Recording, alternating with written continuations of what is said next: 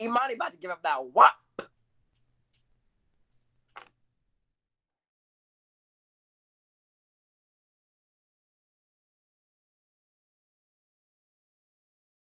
Not the WAP. Not the WAP. You can't bring the WAP on camera. It already went number one on the billboard. You can't bring it on camera. Wait a minute. Amani got the WAP. Because I wasn't ready, Sharif. Sharif, you did too much too soon. whoa.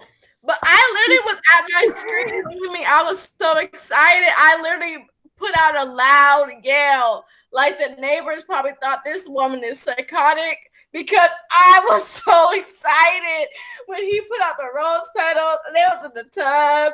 And then Amani asked for the shower. I said, "Oh, he been her over tonight. Okay, it's done. It's a done deal at this point." What chastity belt? When she got out the tub and he grabbed her leg, I said, "Oh, it's over. Oh, it's over." Oh, sorry, girl. It was the leg grab for me. And the way he looked, it wasn't just a leg grab. It was like his eyes looked up at her while he was grabbing the leg. Oh, done. Because I he said, said, "Thoughts and "Look, stop prayers." playing with me and give it to me. Stop. I said, Stop doing this. Come here." "Thoughts and prayers for that chastity belt. Thoughts and prayers for that chastity belt." It was nice. Why you lasted? Thoughts and prayers. She May you about rest to in put it peace. on and make him want to marry her all over again. Put it on him, make him want to marry Marry me. me. Put Put it it on on him, him, make make him him want want to to marry marry me. me. Put it on him, make him want to put it.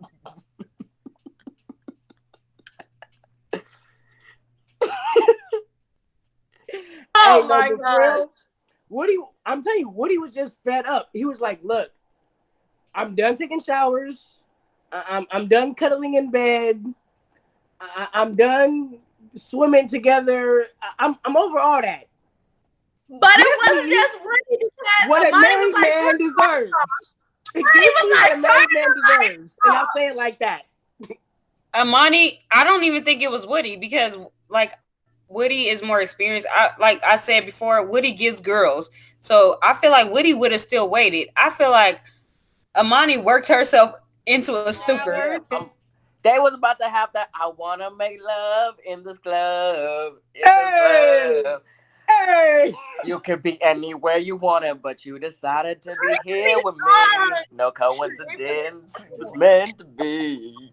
But I also think it was that when they go everywhere, they are always like he likes to be the center of attention, but they also have that aura together. And it's like that energy, it just wasn't gonna leave that honeymoon without getting it in. I'm sorry, it just wasn't. Like they would just go like because every time when she be being outspoken, he be looking at her like, "You me," like But you know, ooh, because he loved himself so much, treat. and he's like his perfect like companion. So when Yes. he looks at her, he sees himself. So when she be like, "Y'all be kissing and stuff," he be looking at her like, "I wanted to ask the same thing." Well, you said it, but you was thinking it. Brittany. No, on for real. Like he looks at her like, "Wow, you too? Wow, you too? Wow, we're the same person." Yes. I got partnered up with the best wife because I got partnered up with me, and I love you. When you at like a party or you at like a bar or something, and you know you're ready to go, and then like the person you came with, like you ready to go, it's like shoot, I was waiting on you. Let's get up out of here. That's exactly what they have. That is And I exactly what think it is. It's like, well, I was waiting on you. they also have that where they admire each other, but I think they appreciate each other. Cause like a lot of people, Woody probably would be like a lot for them. And they would probably be like, "Brett, try to dull your shine instead of see you shine." And she like compliments his shine. She never tries to dull it, and he never tries to dull hers. So they have that energy together where they're like, "Oh, you dope, I'm dope," and everything he does for her, she appreciates, and she asks him like, "What can I do for you to make you feel this way?" Because like I noticed that, and I was like, "That's a good question." Because she was like, "What makes you feel valued and loved and cared for?" And then, I don't know how she exactly said it, but and he was, telling her. But that's a good question to ask as a girl, because like Sam was saying earlier, we always focus on, is the dude ready? Is the dude ready? And she actually asked him, what makes you feel valued? What makes you feel this? What makes you feel that? After he had done all this for her. So that's got to be super attractive to him too, because he probably never had that.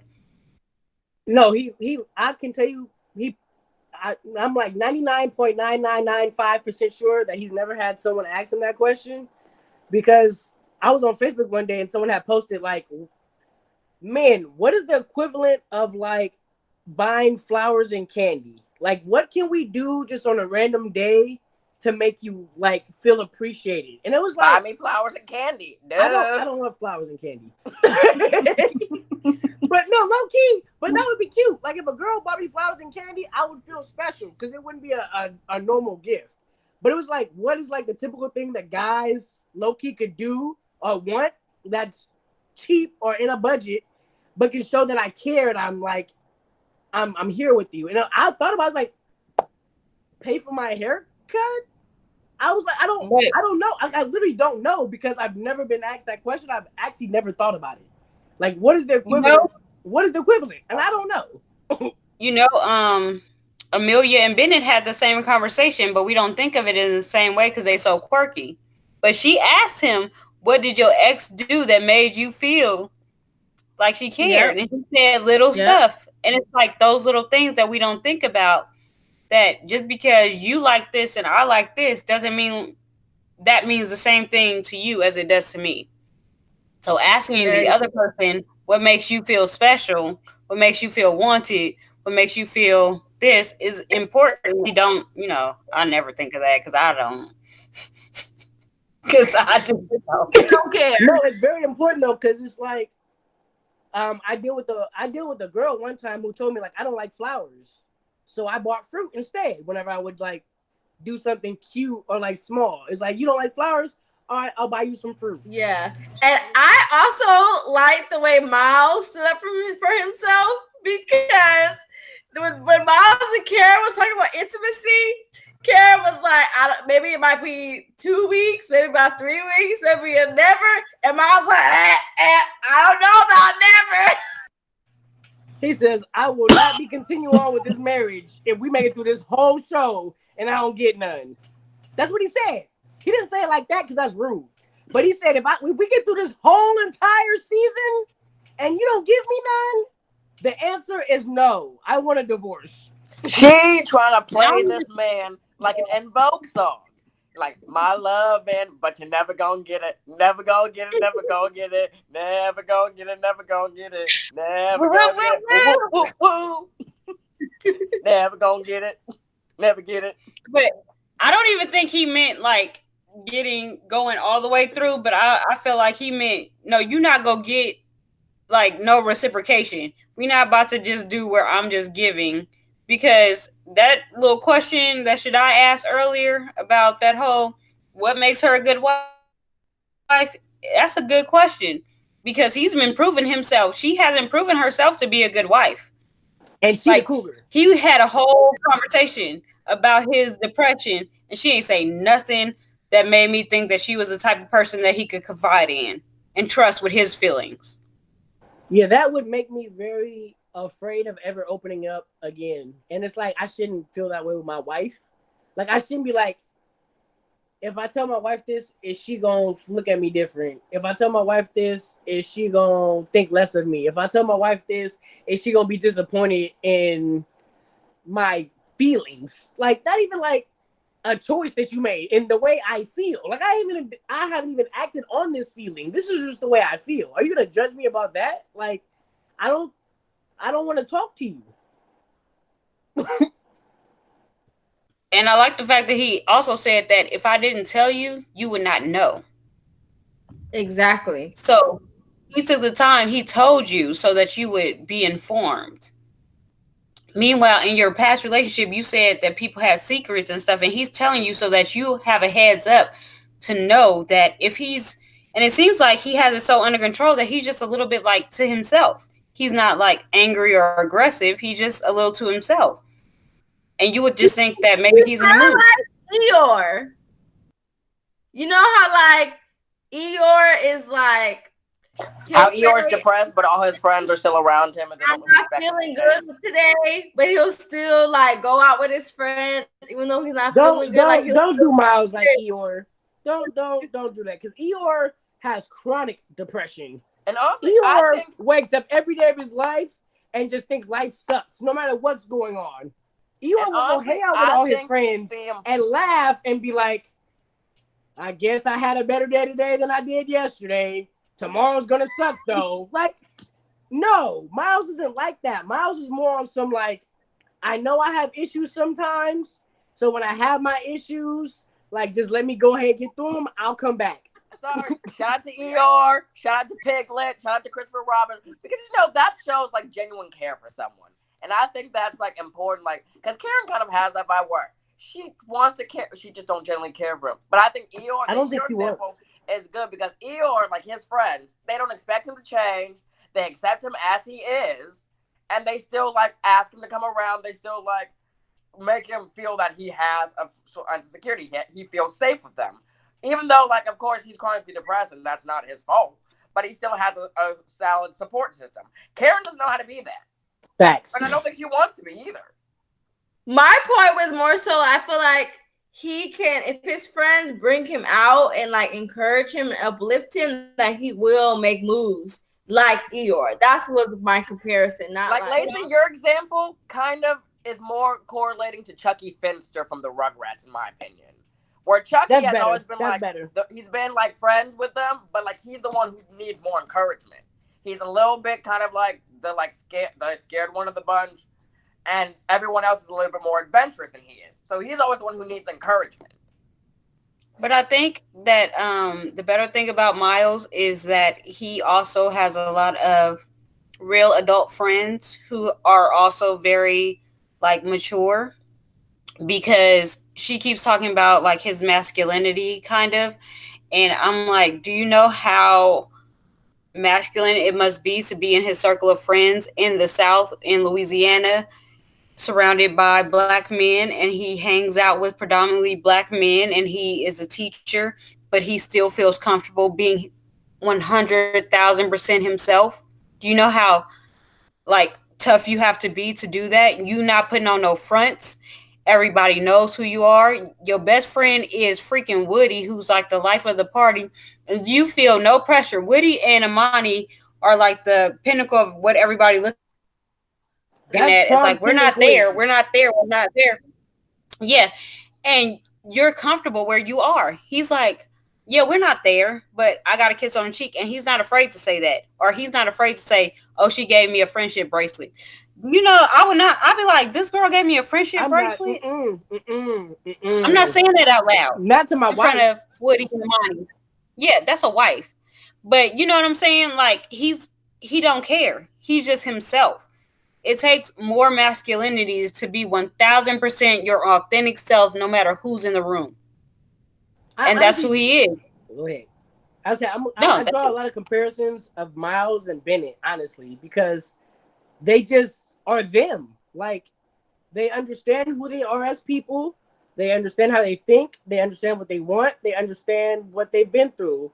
And they're just going to live in that. Like, they don't try to hide it. They don't try to mix it around so it seems like I'm not, this isn't who I am. Like, it's just like, hey, yep, I'm here. And it's like, it's different because Ben is awkward, and I'll just say it, white. And Miles, but Ben is not that awkward. Henry is awkward. Is his name Henry or Louis? It's Henry. Okay, no, because Bennett, when they ask him, he's just like, yeah, this. Yeah, like he's himself, but he's not Henry. He's himself. You're right. And it's like, but like I said, with Miles, it's like, I just this is who I am. Like, are you gonna deal with it? Because I'll be honest with you and let you know who I am. Because I want you to. I don't want to trick you into anything. Like, I want you to know what you're getting yourself into. I want you to know who I am as a person, and I don't mind who I am as a person.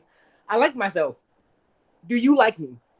That's what it is. Do you like me? Because And I like me. maybe that's why he was in 10 relationships that didn't work out, because he was super himself. And a lot of girls are not ready for that, especially girls who are not like emotionally mature to Very deal with true. somebody who's actually honest and doesn't Right. just feed you the And as a BS. man, a black man, you're not supposed to have emotional issues. And to admit to having emotional issues and then going to therapy after admitting the emotional issues, it's like, whoa, whoa, whoa. I don't know if you're strong enough to deal with me, because if you got issues going on, like, I might be too much for you. And I feel like that's how a lot of people look at someone who has mental mental difficulties. It's like, well, if you can't deal with what's going on by yourself in your own life, I don't shouldn't add my life and my problems to you, because you're not gonna be able to handle all that. I think I And it's like, agree. I definitely do think it's like, to use an analogy someone told me once when I was asking them for advice. We all have baggage, right? But some people act like their bag. Some people like overestimate how large their baggage actually is. Like some of us got like carry on levels of baggage. It's not, but like some of us got like 8 checked bags going internationally levels of baggage. And I think it's important for us to know what bags we're bringing to the table. It's like if we're both packing for this trip together. Like if we look at our life as this like trip, if we're all packing for this trip together, y'all should both have like a relatively detailed list of like, okay, I'm bringing this, you're bringing that. We don't both need to bring 2 of these. We don't need 2 of everything we own. So I'll bring some stuff up so that way it lightens your load. I've got a bigger bag. I can handle some more of this. So you can put some of this in here, and then when we get to our destination, you can take it back, and you can like, and we can help you organize it. We can help you shelf big it. fact. Because I've been on trips before. It was like someone literally had to put stuff in my bag because their bag was too heavy. And it's like in marriage, that's what's happened. It's like you have more issues than I did. I have to be ready to take on your issues because I have more room. So I have to take on more of your issues. And that's what it is. While also bringing it back to Miles, like with him being like a teacher, especially for like kids, there's a lot of emotional like availability that has to be there to work with kids. Because kids don't know how to hide their emotions, for one. And then two, you always feel Shout out. some type of way about kids' issues because you feel like they're too young to have this problem. This is not a problem that they have created. This isn't a problem that they deserve. It should be something different. And a lot of times, as a person who cares about people, that weighs on your mind. So that could add to his emotionally instability because it's like he also is trying to be there for other people while dealing with his own issues. So he gets his own issues in check. So he's able to be there for the kids who need him. And like that is so And look like, where he's at. special to me. Like as a person, not even like as someone like as a partner. Like that as a person, like that is something that I find commending because it's like you're literally getting yourself because you understand that you're helping to shape the people who's gonna make our future. So you have to be the best of example as possible. And you And can't look at who he's leading and where he's at. He's probably in New Orleans, in like deep New Orleans. So you have to think about the kind of like the kids he's mentoring and the kids he's talking to. So he has to have like really like pull himself together in order they to go be through there. stuff. But also They really be go through things. yeah, and you have to be pulled together enough to be able to share yourself without breaking down. Because some people aren't ready to handle all of that, especially kids who have been through a lot of trauma. They don't really care about your problems, so you have to be willing to put yourself out there for them not to care at all. Right. And one thing that I think is important, I'm glad that you brought up like where he is. And when you think about New Orleans, there's also just like the very specific levels of like trauma that comes with the environment of like a place like New Orleans. Hurricane Katrina, all of the like very deep troubling things in my spirit, at least for me. The deep troubling things that's happening with the police state, especially like as it pertains to New Orleans and all of that. And with New Orleans being a very spiritual city, just because it was the site of a lot of things that happened generationally, that sticks with you. That's kind of things that like can really destroy a person who's not built to handle it. So I really think Yeah. it is important to consider that too. Right. That there's like that like he has to be like the emotional caretaker, not just for himself, not just for his family, not just for his new wife, but also for all these kids who like need someone like him who don't have anyone else to go to, who don't have anywhere else to go. And I feel like Karen doesn't really see it that way. It's a lot of pressure. It's a lot of pressure to be a role model because everything you do is judged on. It's a lot of pressure, and it's like for him to happily take on that challenge. Like you say, I commend him as a person, especially as a black man. Like I as a black man myself, like I commend him as a black man because I think I got my first black male teacher in college. Miles is doing this, and that's why I was so irritated when Karen wasn't really like looking him in his eye and realizing the magnitude of what it means to him. And maybe it's because the cameras are there. Maybe she's uncomfortable. Maybe she's an introvert. Maybe it's better if they would have had it like with the cameras off. But it just bothered me that she didn't at least take it all in because it's a big deal for a black man from the South, a black man from New Orleans or living in New Orleans to say that on national TV. For It is. sure. No, it's serious. That's real serious. For Like sure. I'm not gonna admit my faults. First of all, I don't even want to admit my faults on YouTube. So you on TV, like on YouTube, I can low-key control who sees my video because if I don't post my video, then not that many people are gonna see my video. If I don't do my own promotion and let people know I made this and put myself out there, they're not gonna find it. Like you're on TV. Like I can flip to the channels and see what you're talking about.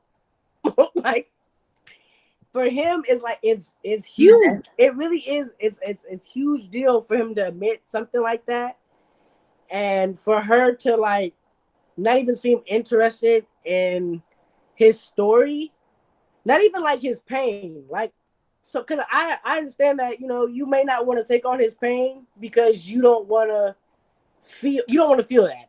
I give you the benefit of the doubt. Like my pain shouldn't have to be your pain. That part I understand. But for you to not even seem like you care about the story and about me and how it's made me who I am today, like it's disrespectful. It's like you don't care about me. Because it's like I'm telling you why I am the way I am, and you're ignoring me like you don't care. So I can act however I want to act, and you just don't care. Most definitely. Most definitely. So I think this was a great conversation. I really enjoyed the conversation we had this like entire time. But I think we should like wrap it up and go on our ratings on who we think is going to say divorce and who we think is going to stay married. So since we're talking about Karen and Miles now, let's start with them. So for the first time, I am actually shaky on Karen and Miles. I don't know. I'm not sure.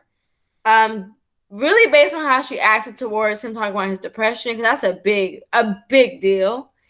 Is anyone else feeling like the same way? Like that made them feel a little bit more doubtful or even more like concerned? Yeah, coming into this, before they even got married, my number one couple was always Karen and Miles. But I think Miles deserves better, and I am not a Karen fan at all. I'm on Shadai's team. I haven't been a Karen fan since episode 1. I'm still not a Karen fan. Like I said, she's gorgeous. I would love to want to be a fan of hers. But she just makes the wrong choice every time. Like every time I think that this is a moment for me to like Karen, she is a Karen. And I'm just like, I don't like you. I don't like your response. I don't like the way you look. I just wish he was with somebody else because Miles is a great dude. I think they will make it because Miles is not going to leave Karen. He's going to work her through her issues. He's going to struggle. He's going to pull her from the dark side to the light. I But just hope Miles does better because I see that because he seems like a person who's like he wants it to work, so he's gonna try to make it work, and he'll go as far as in to force it to make it work, and then she'll give in. But I just don't want her to give in. I want her to be committed, and I just hope he that said, Miles doesn't destroy I her.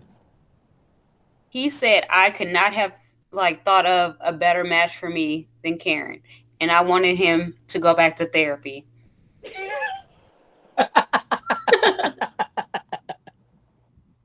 I hate you sometimes, Sabrina. I swear. Okay, let's move on to Olivia and Brett. They had a really big argument this episode, but Brett also.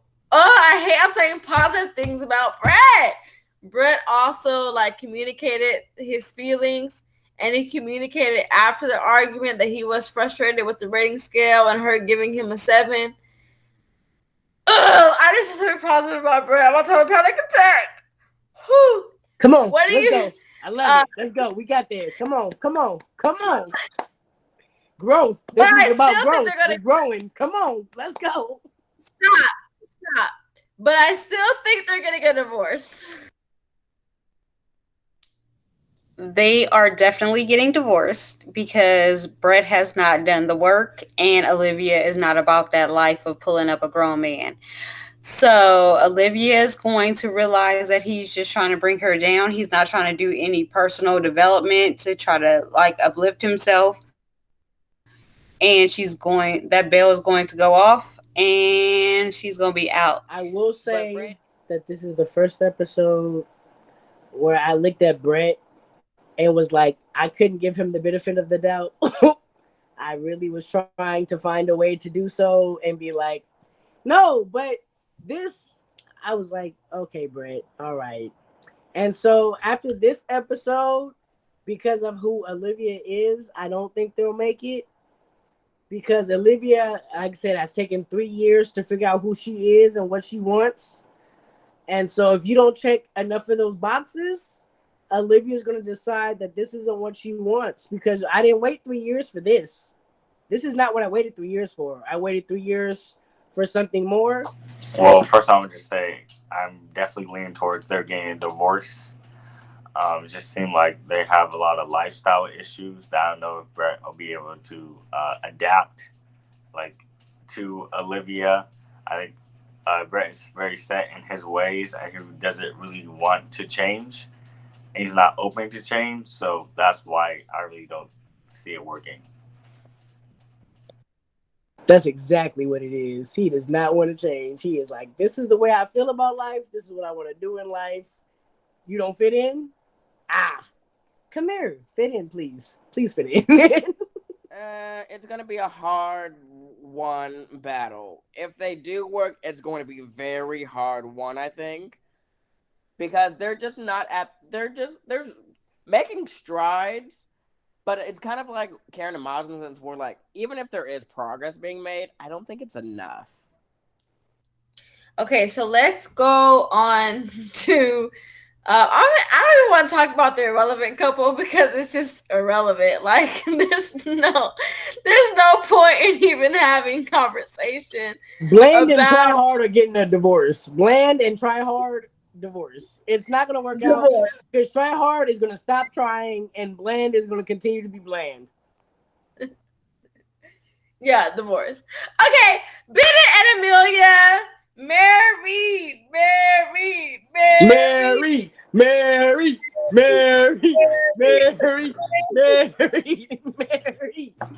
Dude, I'm their biggest fans. I get so happy when on my screen. I just love them. Does everyone agree on that? I agree. They have that cute love that everyone hopes for. Where Uh, they really have like TV love is like unrealistic. Like, there's no way that you guys get along this well. Like, there's no way. It's not possible. And that's what they have. And it's like, if they don't make it, I literally might never watch another episode of Married at First Sight because I just feel like the counselors don't know what they're doing. Like, how did y'all screw them up? How? They have all the tools. They have lifestyle, they have communication, they have, like, when Bennett said that he would go in and it doesn't matter, he's just going to show his love and hope for the best. That's the best way to go into the situation. And he got the best partner to do that with because she reciprocates and she communicates and she understands and she listens to him. And they have similar backgrounds, whereas they grew up in like loving families who appreciated them for who they were, and they can be authentically themselves. Like, he came on the honeymoon with a dress and he did not care. Like, if this don't work, there's no hope. He came on the honeymoon with a dress. With his knees in the dress. He got into the dress. Like, it was dressed, him, his knees, his hands. He said, I am in my dress. And you will take it and accept it, or you can't accept me because this is who I am. Here again, just like this, I'm just Bennett, and I like her, and this is comfortable for me. Yeah, and I'm a carry. And I will never change my opinion on them. I am their biggest fans. I am the biggest supporter of Black love. Their chemistry is off the charts. Woody is committed as committed can be. Their chemistry is off the charts. And I am 100% in the amen corner of Woody and Amani. They are staying together. Black millennial marriage. And that's on period. Agreed. I agree. That's all I have to say. Everything you said, that's on period.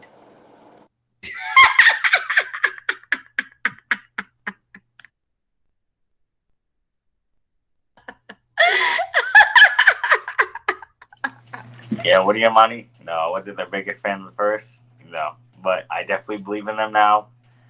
It's kind of like Karen and Miles and Woody and Miles' positions have swapped for me. And so I'm like, Woody and Amani are like my number one couple right now.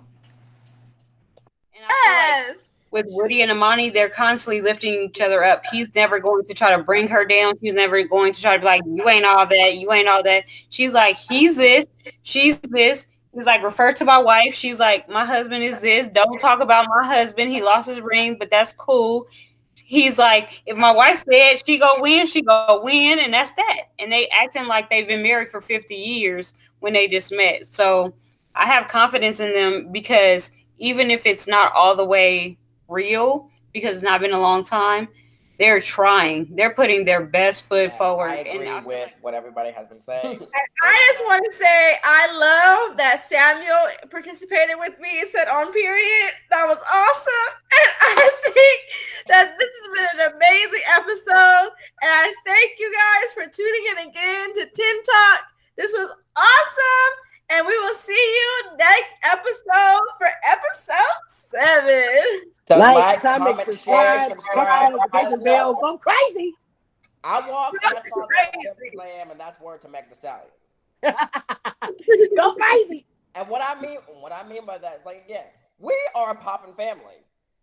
Facts. You got to be popping people to like fit in with a poppin' family. Facts.